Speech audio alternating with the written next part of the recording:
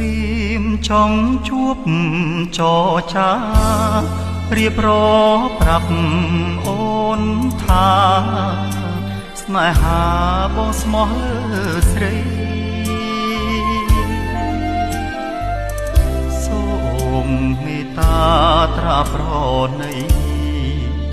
ដល់ចិត្តដែលលោកតែទីលើពិសីជាច្រើនខែឆ្នាំ